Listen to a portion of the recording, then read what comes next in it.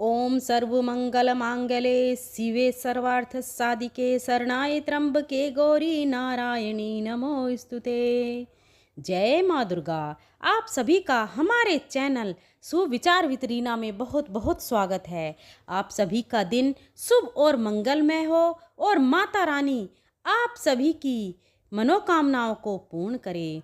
आज आप सुनेंगे देवी भागवत पुराण का अध्याय 15। श्री व्यास जी कहते हैं, ताम्र की उपयुक्त बातें सुनकर भगवती का मुखमंडल मुस्कान से भर गया। मेघ की भांति गंभीर वाणी में वे उससे कहने लगी। देवी ने कहा, ताम्र, तेरा मूर्ख स्वामी महिषासुर अब मृत्यु को गले लगाना चाहता है।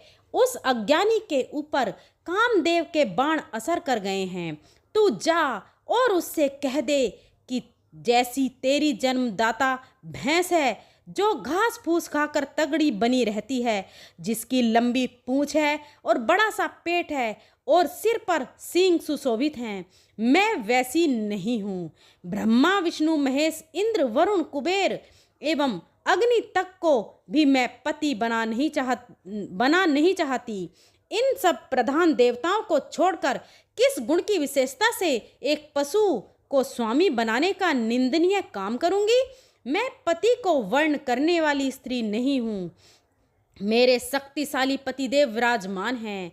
वे सबके कर्ता, साक्षी, अक्ता और निष्प्रहा हैं। निर्गुण, निर्मम, अनंत, निराल्य, सर्वज्ञ, सर्व गाइड का श्री विग्रह हैं। वे सर्वत्र विराजमान हैं। क्षमा और शांति के वे साकार विग्रह हैं। सब कुछ देखने और समझने की शक्ति उन्हें सुलभ है। ऐसे सुयोग्यतम पति को छोड़कर मूर्ख महिषासुर की सेवा करने के लिए मैं कैसे तैयार हो सकती हूँ? तू संभल कर युद्ध कर। अभी तुझे यमराज की सवारी के लिए नियुक्त कर देती हूँ, अथवा तेरी पीठ पर पानी लाद कर जनता को जल पहुँचाने की व्यवस्था कर। अरे नीच, यदि तुझे प्राणों का लोभ है तो संपूर्ण दानवों के साथ शीघ्र ही पाताल भाग जा, अन्यथा संग्राम में तू मुझसे नहीं बच सकता। दोनों एक समान हों तभी उनका सहयोग संसार में सुखदायी हो सकता है, अन्यथा अज्ञान से यदि विषमता में संबंध की कल्पना कर ली जाए तो दुख ही उठाने पड़ते हैं। तेरी बुद्धि पर पत्थर पड़ गए हैं, इसी से तू कहता है, भामिनी, तुम मेरे महाराज की उपासना करो। कहाँ मैं और कहाँ सिंह वाला महिषासुर? ऐसे दो व्यक्तियों में कैसा संबंध जा अथवा युद्ध कर जैसी तेरी इच्छा हो कर सकता है? मैं तुझे सब परिवार मृत्यु के मुख में झोंक दूंगी। युद्ध अभिष्ट न हो तो इस लोक को छोड़कर अन्यत्र सुख से जीवन व्यतीत कर। व्यास जी कहते हैं। इस प्रकार कहकर भगवती जगदम्बा ने बड़ी अद्भुत घोर गर्जना की। उस अवसर पर उनके कल्पा समा गर्जन से दैत्यों के मन में आतंक छा गया। ऐसी गंभीर गर्जना हुई कि उसके प्रभाव से पृथ्वी कांपने लगी, पहाड़ डगमगा गए तथा दैत्यों की स्त्रियों का गर्भपात आरंभ हो गया। उस शब्द को सुनकर ताम्र का मन भय से व्याप्त हो गया और वह वहां से भागकर महिषासुर के पास चला गया। यही नहीं, किंतु उस नगर की जितने दैत्य थे उनका भी मन चिंता से आकुल हो उठा। राजन, उन सबके कान बहरे हो गए। एकमात्र भाग जाना ही उनका ध्येय रह गया। उसी क्षण क्रोध में आविश होकर सिंह ने भी भीषण गर्जना की। उस भैरव नाद के कारण दैत्यों के रोम रोम में भय भर गया। ताम्र को वापस आया देखकर महिषासुर की बुद्धि भी चौंध आ गई। तब मंत्रियों के साथ बैठकर वह परामर्श करने लगा कि अब क्या करना चाहिए। दुर्ग का आश्रय लिया जाए अथवा युद्ध हो या युद्ध भूमि से निकाल कर भाग। चे महानुभाव दानवों, आप लोगों को क्या यहाँ से भाग जाने में ही कल्याण की संभावना दिखती है? आप सबके सब बुद्धिमान युद्ध में कभी पीछे पैर ना रखने वाले और शास्त्रों के पार गांव हैं। इस अवसर पर कार्य में सफलता प्राप्त करने के लिए कोई अत्यंत गुप्त मंत्रणा करना परम आवश्यक है। राज्य की स्थिति में मंत्रणा को ही प्रधान कारण माना गया है। राज्य को सुरक्षित रखने की इच्छा हो तो राजा के लिए सदाचारी विद्वान मंत्रियों से मंत्रणा करना अनिवार्य है। मंत्रणा का भेद फूट जाने पर राज्य तथा राजा दोनों का विनाश हो जाता है। अपना विचार सबको विदित न हो जाए, इस भय से कल्याणकामी पुरुष अपने अभिप्राय को भली भांति गुप्त रखते हैं।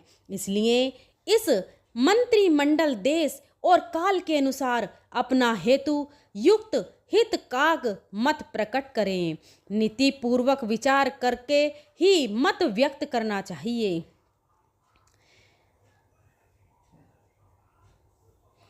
यहाँ जो यह देव निर्मित स्त्री आई है, इसमें अपार पराक्रम है। अकेले ही निराधार इसके यहाँ आने का क्या कारण है, इस पर भी सभी विचार करें। यह युवती स्त्री युद्ध के लिए बार बार आह्वान कर रही है। इससे बढ़कर और क्या आश्चर्य होगा। युद्ध छिड़ जाने पर विजयश्री मिलेगी अथवा नहीं, त्रिलोकी में यह कौन जान सकता है। बहुतों की विजय और एक की हार होती है, यह भी निश्चित बात नहीं है, क्योंकि युद्ध में जय और पराजय की बात सदा देव के अधीन समझनी चाहिए। व्यास जी कहते हैं, अपने स्वामी महिषासुर के सार गर्भित वचन सुनकर महान यशस्वी विडाल के हाथ जोड़कर कहने लगा, राजन, विशाल नेत्रों वाली इस स्त्री के विषय में फिर से यत्नपूर्वक जानकारी प्राप्त कर लेनी चाहिए। यह किस उद्देश्य से और कहाँ से यहाँ आई है, किसके साथ इसका विवाह हुआ है। स्त्री के हाथ से उसका आपका निधन निश्चित है। देवता इस विषय को भली भांति जानते हैं और लगता है उन्होंने ही अपने सामूहिक तेज से उत्पन्न करके इस कमल नैनी का यहाँ को भेजा है। वे सबके सब युद्ध देखने की इच्छा से छिपकर संप्रति आकाश में वर्तमान हैं। उन्हें भी युद्ध की कम लालसा नहीं है। समय आने पर वे सभी इस स्त्री के सहायक बन जाएंगे। विष्णु प्रवृत्ति वे प्रधान देवता समर भूमि में इस कामनी को अग्रसर बनाकर हमारा वध करेंगे। साथ ही वह स्त्री आपको मार डालेगी। राजन, मेरी समझ से उन देवताओं का यही मनोरथ है। भविष्य में होने वाले परिणाम की भली भांति जानकारी मेरे लिए सुलभ नहीं है।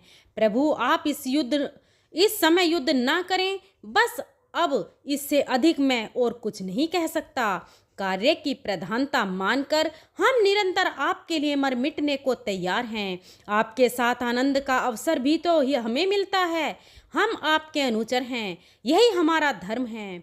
दुर्मूर्ख बोला, राजन, मैं जानता हूँ आज युद्ध में हमारी विजय अवश्य होगी। पीछे पैर रखना सर्वथा अवांछनीय है। ऐसा करने से हमारी कीर्ति में कलंक लगता है। जब इंद्र आदि देवताओं के साथ लोहा लेना पड़ा था, तब भी तो भोगने जैसे निंद कार्य का आश्रय नहीं लिया गया था। फिर इस अकेली स्त्री के समक्ष ऐसा क्यों किया जाए। इसलिए युद्ध करना ही परम आवश्यक है। युद्ध में विजय अथवा मरण ये दो ही तो होते हैं। जो होनी है उसका टल असंभव है। फिर जानकर पुरुष क्यों चिंता करें। संग्राम में काम आ जाने पर यश मिलता है और जीवित रहने पर सुख की प्राप्ति होती है। यह दोनों ही फल मन के अनुकूल हैं। यह मानकर अब युद्ध करने के लिए तत्पर हो जाना चाहिए। भाग जाने पर जगत में निंदा होगी। आयु समाप्त हो जाने पर मरना तो निश्चित ही है। इसलिए जीने और मरने के विषय में व्यर्थ चिंता नहीं करनी चाहिए। व्यास जी कहते हैं, वासकल बातचीत करने में बड़ा कुशल था। उसने दुर्मुख की बात सुनने के बाद हाथ जोड़कर नम्रता पूर्वक महिषासुर से यह वचन कहा। वासकल बोला, राजन, यह कार्य कायल व्यक्तियों के लिए ही अप्रिय है। आपको इस कार्य के विषय में कुछ भी चिंता नहीं करनी चाहिए। मैं अकेले ही चंचल नेत्रों वाली चंडी को मार डालूंगा। निरपुवै मन में उत्साह रखिए। राजन, मैं निर्भीक होकर अद्भुत युद्ध करूंगा। नरेश्वर, मेरे प्रयास से वह चंडिका यमराज के घर अवश्य पहुंच जाएगी। मैं इंद्र, वरुण, कुबेर, सूर्य, चंद्रमा, यमराज, अग्नि, वायु एवं विष्णु और शंकर से भी नहीं डरता। फिर अभिमान में चूर रहने वाली यह अकेली स्त्री मेरा क्या कर सकती है? मेरे चमकीले वाणों से उसके प्राण पखेरु उड़ जाएंगे। आज आप मेरी भुजाओं का बल देखिएगा, फिर सुखपूर्वक विहार कीजिएगा। इसके साथ युद्ध करने के लिए आपको स्वयं संग्राम में नहीं जाना चाहिए। व्यास जी कहते हैं, इस प्रकार अभिमान में भरा रहने वाला वासकल महिषासुर के प्रति अपना अभिप्राय व्यक्त कर गया। इसके बाद दुर्धरा उस राक्षस राज को प्रणाम करके कहने लगा, महाराज, देवताओं द्वारा रची हुई उस देवी को मैं परास्त कर दूंगा। 18 भुजा धारण करके वह सुंदरी अवश्य ही किसी कारणवश यहाँ आई है। राजन, देवताओं की बनाई हुई यह माया है और आपको भयभीत करने के लिए ही इसका यहाँ आगमन हुआ है। यह केवल डराने के लिए ही है। यह यूं जानकर आप अपने मन का मोह त्याग दीजिए। भूपाल, यह राजनीति है। अब मंत्रियों के संबंध में कुछ बातें कहता हूँ, सुनिए। कितने ही मंत्री सात्विक और राजस प्रकृति के होते हैं। इसके अतिरिक्त कुछ तामस भी होते हैं। राजन, उनके मन में स्वामी के कार्य से किंचन मात्र भी विरोध नहीं रहता। वे धार्मिक और मंत्र शास्त्र के पारगाव होते हैं। व्यास जी कहते हैं, इस प्रकार कहकर महाबाहु वास्कर और दुर्मुख वहां से चल पड़े। उनके सर्वांग से अभिप्राय टपक रहा था और संपूर्ण अस्त्र शस्त्रों के वे पूर्ण जानकार थे। इसलिए वे मदनम दानव सम्रांगण में पहुंच गए। वहां भगवती जगदम्बा विराजमान थीं। उनसे वे मेघ की भांति गंभीर वाणी में कहने लगे, देवी, जिन महात्मा महिषासुर ने देवताओं को परास्त कर दिया है, उन्हें तुम पति रूप में स्वीकार कर लो। सुंदरी, वे नरेश संपूर्ण दैत्यों के अधिष्ठाता हैं। सर्व लक्षण संपन्न सुंदर मनुष्य का रूप धारण करके भूषण से आभूषण होकर एकांत में वे तुमसे भेंट करेंगे। सूची सिमती त्रिलोकी की सारी संपत्ति यथे भोगने का सुअवसर तुम्हें प्राप्त होगा। महिषासुर की अंग कांति बड़ी कमनीय है। मनोयोग पूर्वक तुम उनसे प्रेम कर लो। यह नरेश महान पराक्रमी है। इन्हें पति बनाकर तुम सांसारिक उस अद्भुत सुख को, जिसके लिए स्त्रियां लालायित रहती हैं, वह प्राप्त करोगी। श्री देवी कहने लगी, अरे धूर्त, तो तुम क्या यह समझ रहे हो कि काम के चंगुल में फंसी हुई यह कोई अत्यंत अशिक्षित अबला है? मैं महान मूर्ख महिषासुर की सेवा कैसे करूं? संप्रहात कुल की स्त्रियां जो कुल, सल और गुण में समानता रखती हैं, वे पुरुष से ही उपासना करती हैं, बल्कि रूप, चातु, बुद्धिशील और क्षमा आदि में से और भी बढ़ चढ़ कर होना चाहिए। यह महिषासुर तो पशु का शरीर धारण करता है। पशुओं में भी इसकी जाति अधम मानी जाती है। फिर कौन देव रूपनी ऐसी स्त्री होगी जो काम के वशीभूत होकर इस पशु को पति बनाना चाहेगी? तुम अभी अपने स्वामी के पास चले जाओ। अरे वास्कल और दुर्मुख, तुम तुरंत अपने स्वामी महिषासुर के पास, जिसके सिर पर बड़े बड़े सिंह हैं तथा जो हाथी की भांति धूल धूसर पड़ा रहता है, जाओ और मेरे यह वचन उसे कह दो कि तू पाताल में चला जा अथवा आकर मेरे साथ युद्ध कर। युद्ध होने पर ही देवराज इंद्र निर्भय हो सकते हैं। यह ध्रुव सत्य है। मैं तुझे मार कर ही खाऊंगी, बिना मारे नहीं जा सकती। प्रचंड मूर्ख, मेरी इस बात पर विचार करके जैसी इच्छा हो वैसा कर। 4 पैर वाले जानवर मेरे सामने विजय हुए बिना कहीं भी भाग। मैं चाहे वह पृथ्वी का कोई भाग हो, पर्वत की गुफा हो या आकाश ही क्यों न हो, तुझे स्थान मिलना असंभव है। व्यास जी कहते हैं, देवी भगवती के यह कहने पर वास्कल और दुर्मुख दोनों दैत्य क्रोध में तमतमा उठे। उनकी आंखें नाचने लगीं। वे दोनों वीर हाथ में धनुष और बाण लेकर युद्ध करने के लिए तैयार हो गए। भगवती जगदम्बा गंभीर गर्जना करके निर्भीकता पूर्व विराजमान थी।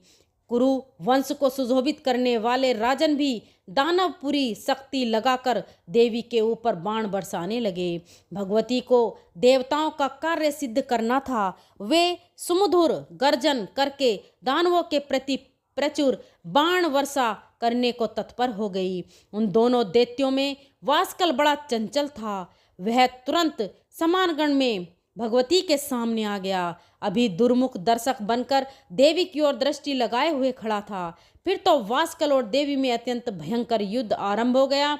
बाण, तलवार और परिक के आघात से भीरुजनों के मन में भी भय उत्पन्न होता है।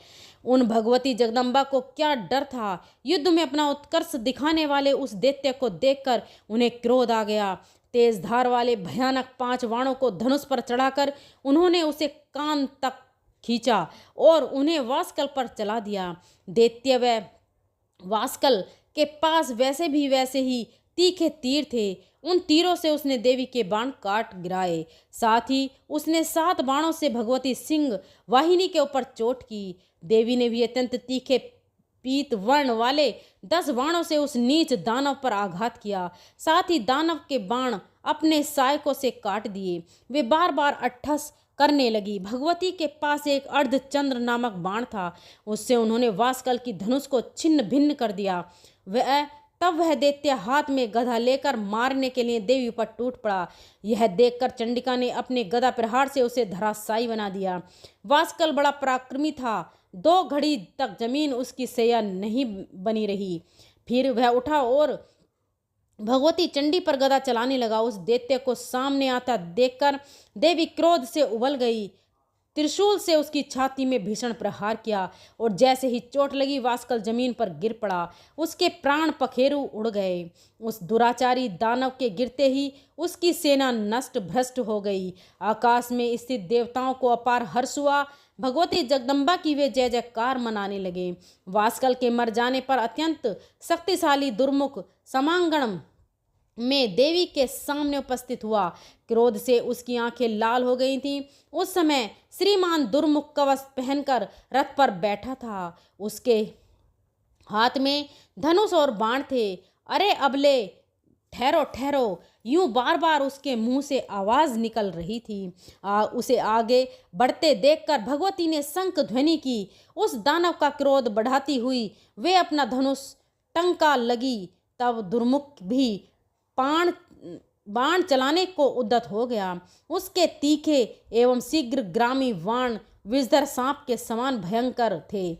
भगवती महामाया ने अपने सहायकों से उसके तीर काट डाले और वे गरजने लगी। राजन, जब अब दोनों में महान भयंकर संग्राम होने लगा। बाण शक्ति, गदा, मूसल और तोमर आदि अस्त्र शस्त्र से वे परस्पर प्रहार करने लगे। उस समय युद्ध स्थल में रुधिरी की नदी बह चली। उस नदी के तट पर कटकर गिरे हुए वीरों के मस्तक इस प्रकार सुशोभित हो रहे थे मानो तैरने की कला सीखने वाले यमराज के दूत अभ्यास करने के लिए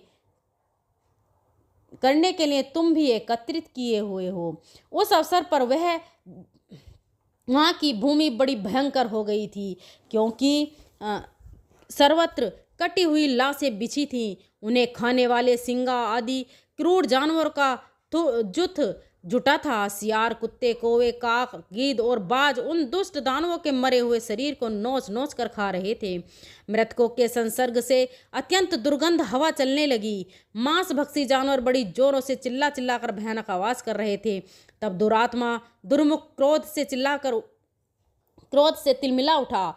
काल ने उसकी विवेक शक्ति नष्ट कर दी थी। अपनी सुंदर भुजा ऊपर उठाकर अभिमान के साथ वह देवी से कहने लगा, चंडी, तुम्हारे सभी अंग बड़े सुकोमल हैं। सुंदरी, तुम अब भी मान जाओ और मध्य पान करके मस्त रहने वाले दानव सवर महिषासुर की सेवा करना स्वीकार कर लो, अन्यथा आज ही मैं तुम्हें काल का कलेवा बना दूंगा। तब देवी बोली, तेरी मौत सिर पर नाच रही है। तू काल से मोहित है, अतः जी भरकर अनाप शनाप बकले। मैं अभी अभी तुझे यमराज के घर वैसे ही भेजने वाली हूँ जैसे इस वास्कल को भेज दिया है। मूर्ख, जा अथवा रह, तुझे मरना भी अभिष्ट हो तो मैं पहले तेरे प्राण हरकर मूढ़ बुद्धि महिषासुर को मारने की व्यथा करूंगी। दुर्मुख मरने के लिए उद्यत होकर आया है। भगवती चंडिका की बात सुनकर उसने उन पर बाणों की भयंकर वर्षा आरंभ कर दी थी। देवी ने अपने बाणों से दुर्मुख के बाण काट दिए। साथ ही उस दानव पर इस प्रकार बड़े जोर से प्रहार किया मानो इंद्रव्रतासुर पर वज्र फेंक रहे हों। अब भगवती चंडिका और दुर्मुख दोनों में परस्पर घमासान लड़ाई होने लगी। यह देखकर कातर का कलेजा दहल उठता है और सूरवीर उत्साहित हो रहे थे। देवी ने बड़ी शीघ्रता के साथ दुर्मुख के धनुष को काट दिया।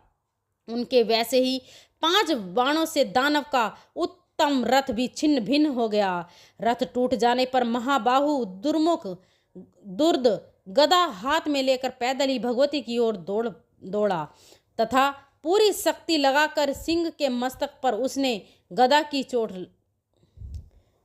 से चोट पहुंचाई। महाबली सिंह प्रहार से व्यथित होने पर भी अपने स्थान से विचलित नहीं हुआ। गदा लेकर सामने खड़े हुए दुर्मुख को देखकर भगवती दंबा ने अपनी कोख तलवार से किरीट सहित उसके मस्तक में धड़ से अलग कर दिया।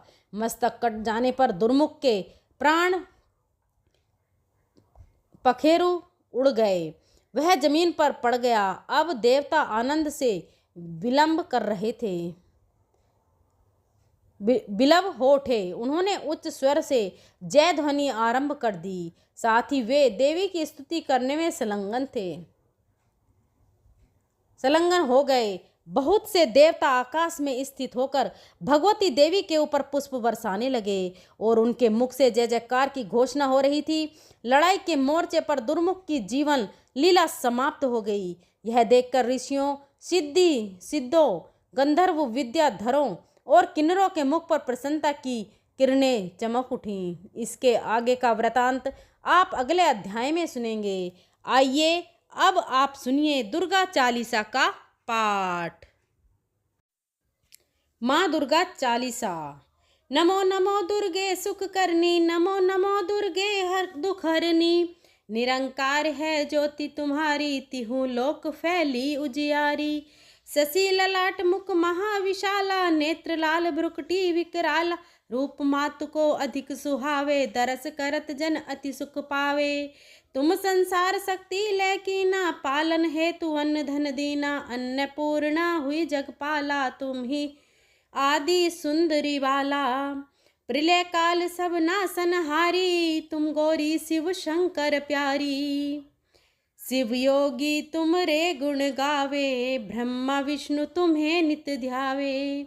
रूप सरस्वती को तुम धारा, ते सुबुद्धि ऋषि मुनिन उबारा। धरो रूप नरसिंह को अम्बा, प्रगट भई फाड़ कर खम्बा। रक्षा कर प्रहलाद बचायो, हिरण्याकश्यप को स्वर्ग पठायो। लक्ष्मी रूप धरो जग माही, श्री नारायण अंग समाही। क्षीर सिंधु में करत विलासा, दया सिंधु दीजे मन आसा। हिंगलाज में तुम्ही भवानी, महिमा अमित न जात बखानी। मातंगी धूमावती माता, भुवनेश्वरी बगला सुखदाता। श्री भैरव तारा जगतारिणी, छिन्न भाल भव दुख निवारणी।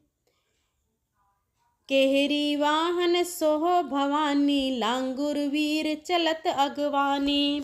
कर में खप्पर खड़ग विराजे, जाको देख काल डर भाजे। सोहे अस्त्र और त्रिशूला, जाते उठत शत्रु हुए सूला। नगर कोट में तुम्ही विराजत, तिहु लोक में डंका बाजत। शुंभ निशुंभ दानव तुम मारे, ये महिषासुर अधिभारे जय अधभार मही अकुलानी रूप कराल काली को धारा सेन सहित तुम तिहि सहा परिगाढ़ संतन पर जब जब भई माए सहाय मातु तुम तब तब अमरपुरी अरुवा सब लोका तब महिमा सब रहे अशोका ज्वाला में है ज्योति तुम्हारी तुम्हें सदा पूजे नर नारी प्रेम भक्ति से जो यस गावे दुख दरिद्रा निकट नहीं आवे ध्यावे तुम्हें जो नर मन लाई जन्म मरण ते वो छुट जाई जोगी सुर मुनि कहत पुकारी योग न हो बिन शक्ति तुम्हारी शंकर हो संकट के नाशन मंगल कारण विघ्न विनाशन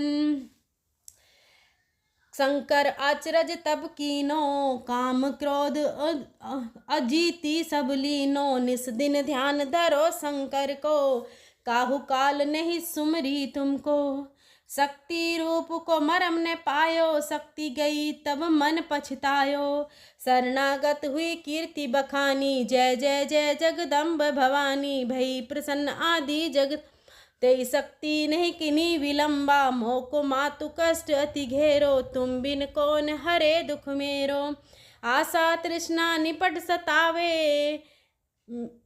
विप्र मूरख मोहि डर पावे शत्रु नाश कीजिए महारानी सुमरो चित इक तुम्हें भवानी करो कृपा है मातु दयाला रिद्धि सिद्धि दे करू निहाला